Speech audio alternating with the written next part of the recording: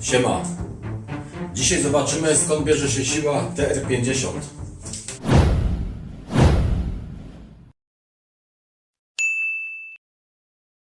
Czy moc ukryta jest w obudowie? Nie sądzę. System szybkiego przebijania kapsułki CO2. Czy jest tutaj ukryta jakaś tajemnica? Na razie to zostawiam jako do sprawdzenia. Sprężyny osi bębenka magazynka wykonane są z drutu 0,5 mm. Ich długość to 35 mm. Sama oś magazynka bębenka wygląda identycznie, mają te same oznaczenia, chociaż na te oznaczenia trzeba uważać. Obie lufy są tej samej długości, 106,5 mm. Ich wewnętrzna średnica jest również taka sama.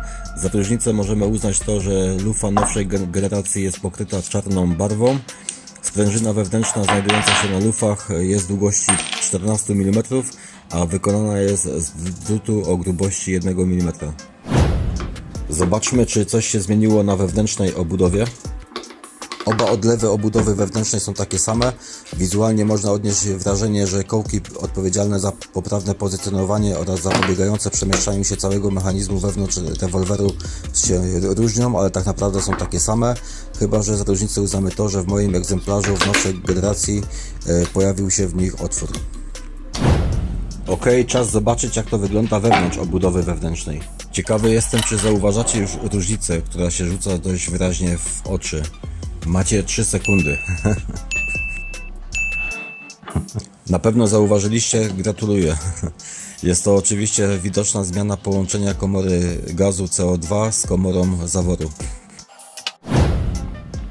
Ok, sprawdzamy dalej. Kolejnym elementem jest adapter lufy. Na nim nie zauważam żadnych zmian. Sprężyna łącznika spustowego w obu wersjach wykonana jest z drutu o średnicy 0,5 mm, a jej długość to 12 mm.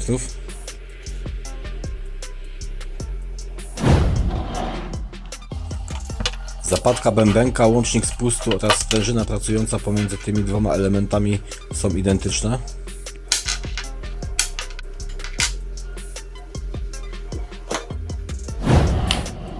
W kolejnym elemencie, a jest nim spust, nie dokonano żadnych zmian. Sposób montażu, jak i sama sprężyna nie zostały zmodyfikowane.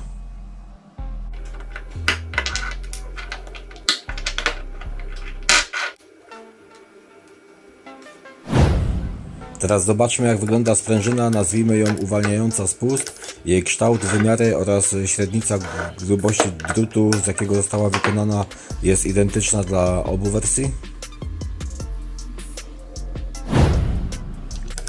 Czas na wielozadaniową kombinację w mechanizmie. Zatrzask tłoka, zwalniacz spustu, stoper magazynka. Sprężyna wykonana jest z drutu o średnicy 0,3 mm, a jej długość to 10 mm. Całość postanowiono pozostawić bez zmian. Łącznik bębna magazynka jest taki sam, ale sprężyny wykonane z drutu 0,3 mm się różnią. W HDR50 sprężyna ma długość 8 mm, a w TR50 generacji 2 jest nieznacznie krótsza, ma mniejszą liczbę zwojów, a większy prześwit, odległość pomiędzy tymi zwojami. Zobaczmy, jakie tajemnice kryją się dalej. Przed demontażem komory zaworowej z wewnętrznej obudowy wszystko wygląda niby tak samo, ale po kolei. Zobaczmy, czy tu się kryją jakieś zmiany. Ja ich tutaj nie dostrzegam, więc przejdźmy dalej. BB stopper jest przeniesiony 1:1, więc nic ciekawego. Teraz wasze sprawne oko już pewnie zauważyło różnicę. Tak, dokładnie. Sprężyny z obu wersji wykonane są z drutu 1 mm, ale różnią się długością. Sprężyna obudowy zaworów HDR50 jest krótsza, ma 58 mm długości. Sprężyna w TR50 jest dłuższa, ma 66 mm. Obie sprężyny mają 10 zwojów, ale większe prześwity. Pomiędzy nimi ma sprężyna w TR50 generacji 2. Różnica wynosi około 1 mm. W obu wersjach zastosowano te same uszczelki zaworu.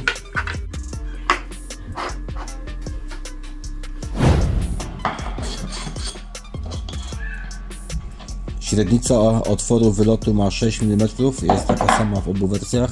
Nie dostrzegam żadnych zmian. Komora gazu CO2 wygląda niby identycznie, ale tak nie jest. W oczy rzuca się przede wszystkim zmiana w połączeniu obu komór, ale jest jeszcze jedna różnica, mierząc od wewnątrz jak i od zewnątrz. Różnica ta wynosi 1 mm.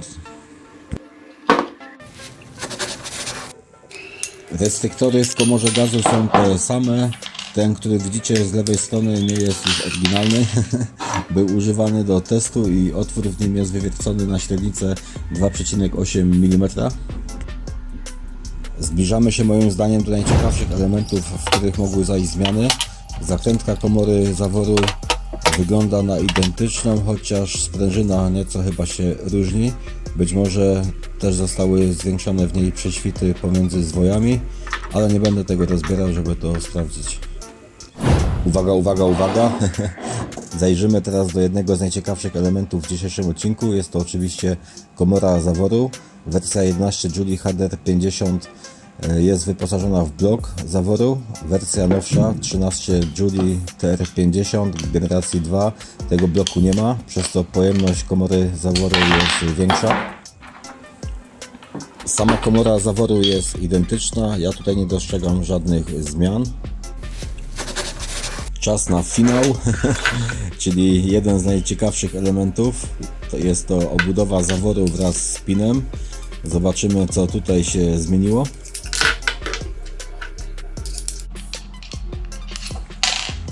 Na obudowie zaworu nie zauważam żadnych zmian, więc przejdźmy do ciekawszej rzeczy. Różnicę zauważacie już pewnie z daleka. jest bardzo widoczna. Pin w wersji 11 Joule HDR50 jest dłuższy, w wersji nowszej TR50 generacji 2 ten pin jest krótszy. Oba piny mają tą samą średnicę 6 mm.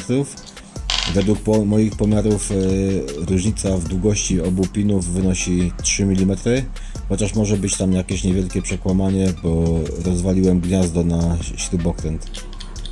Jestem ciekawy, czy zauważyłem wszystkie różnice. Na pewno nie. Dajcie znać w komentarzach, co przeoczyłem. Do zobaczenia.